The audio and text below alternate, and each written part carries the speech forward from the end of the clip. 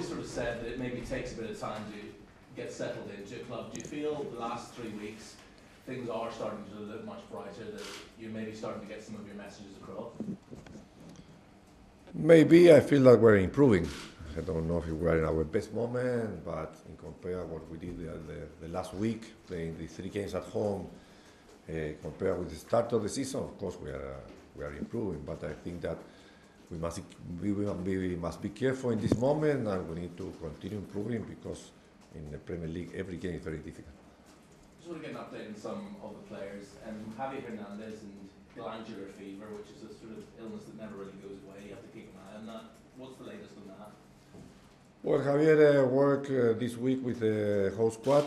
I think that he recovered already from his virus, and now I think that he needs maybe some more days to be 100% fit and recover his best shape, but he's not having any problem without his ill. Andy Carroll, he's back in training, he's back to running. Is there a sort of date on when we could see him again? Well, Andy is working a little bit more, not only the gym, also on the pitch. So I hope that we will recover as soon as we can, but I think that he needs a couple of weeks more. And Marko Arnautovic admitted after the game last week that he played through pain. Is that just something you're going to have to just keep an eye on, his knee situation? We are keeping an eye in every situation of different players. It's difficult for a player to be 100% fit in every game. All of them have some problems.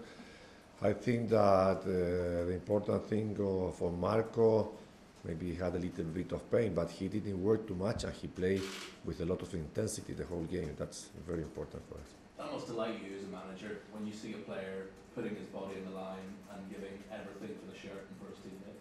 Yes, of course. I think that give more spirit for the team also.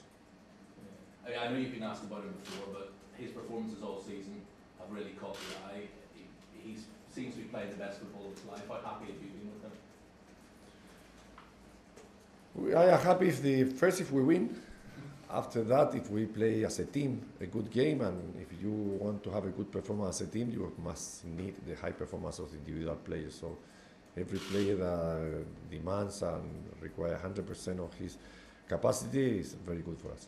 I want to ask you a question about Declan Rice, and not whether he's made a choice internationally, but whether he's come to you and asked your advice and said, Gaffer, here's my situation. What thoughts do you have? I am always talking with all the players, with Declan also. I think that he's a young player. Maybe we need to give him time to make difficult decisions. Not easy, especially when you have both sides, England, Ireland, so near from your family. So I think that we must not pressure him about his contract, about against or for whom country he will play. He needs time, and he's in the correct way. But when you see what he can do, he clearly can play international football, can play at the top level. He can be as a top player maybe some time more. He's learning a lot, and he's always listening and asking what he must improve.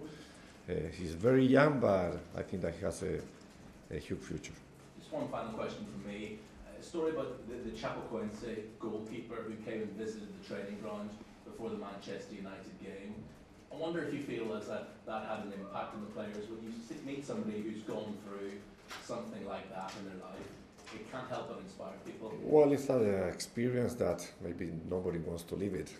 And when you live it, maybe you are the only person that can live with that. He came here, yes, he was with us, but we didn't ask any question for him about that, because I don't think that's the correct thing to do. So, but it was an impact. Puts stuff into perspective, doesn't it, when you've been through what he's been through? Yes, of course. Hi, Manuel. Just one player to ask about first. Carlos Sanchez. Do you have any timescale on how long he might be out for, when he might return? Yes, Carlos Sanchez had a problem in his knee, his ligament. Maybe he will need a couple of weeks for be able to have a surgery, but he needs surgery. The club acknowledged on their Twitter account that the West Ham way is back. This is something that the fans have longed for a long time. As the manager, is that something that's quite satisfying to you to hear and to see that the players are playing in this way now? Yes, of course, because maybe when the results were not good, I never felt any boo or protest for the fans. I think that he trusts a lot on what we were doing. I also trust in the way I work. I'm absolutely sure that the team was going in a moment that we are going to play well. That's why maybe when so many people demands changing, I think that the best change that we do was to keep all exactly the same. Can you put your finger on exactly when the turning point was in the last few weeks? I don't know if the word is was. Maybe the turning point is must continue doing, because I don't think because we beat Manchester United we are in our top level. We are in a position of the table that I don't like to be so at the bottom of the table. We need to continue working, as I just said.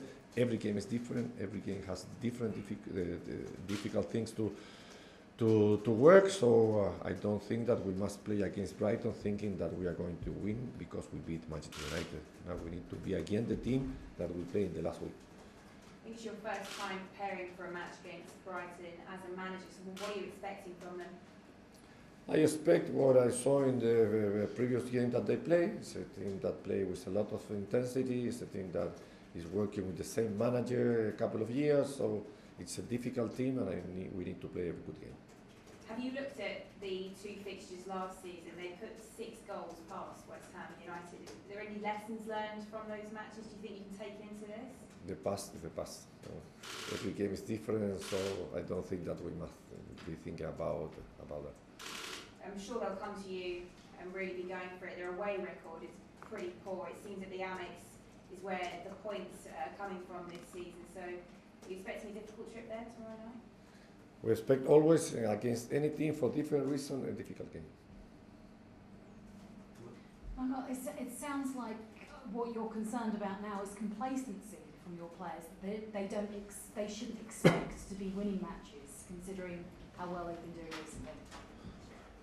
No, but I think that they are conscious about what we must do to win another game. That's why we talk during the whole week about the next game. I repeat, in the Premier League, every game is different. It's not easy. Brighton also beat Manchester United. They are at home, so I think that the players are really clear about that issue. What is the mood like now among the players? How much has that improved, perhaps?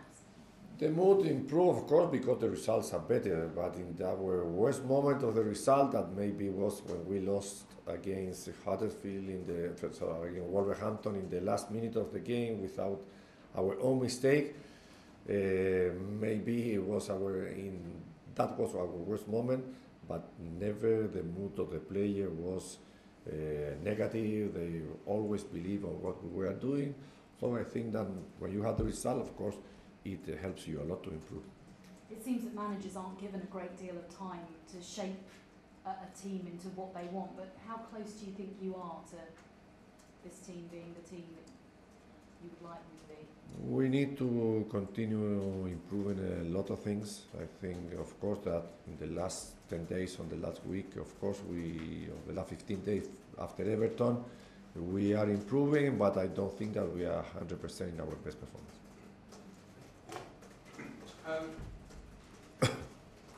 First of all, the three in the middle that you've got with Rice and Obiang and Noble, has that led to the improvement in the performances? Because it now seems that Mark has an opportunity to play his football, knowing that there are 2 players that are younger, can do the running behind him. It's difficult to know exactly why the team is playing well. I am not a manager that gives so much importance if we play with 3 in the middle or 2 in the middle. I think that it's more difficult for a team to have the correct distance to play when you have the ball and the correct distance to mark when you don't have the ball. In that sense, I think that our lines are tight and we don't have too much distance, so the players are comfortable in this way, but it's not because we have 3 midfielders. And one on Mark Arnautovic. I mean, it's not often we see a winger converted into a number 9 or somebody who leads the line like he has, and he's done so successfully now last year and this year. Would you say he's almost the best at having done that since we saw Thierry Henry do exactly the same? Maybe he was a number 9 that was completed before a winger, and now he retains the position that he needs to, of course, to make different movements. As a centre forward, you need movements in the correct moment to create the space. I think that Marco has a lot of power himself, so he can do it, and I think also that he will continue improving because he can give more. So you get even better as a number 9. I think that he can score more. He must have a complete season. Last season for just half of the season. This season he started very well. Instead that he has some problem in his knee. But always to be a top player, you must try to score in every game during the whole season.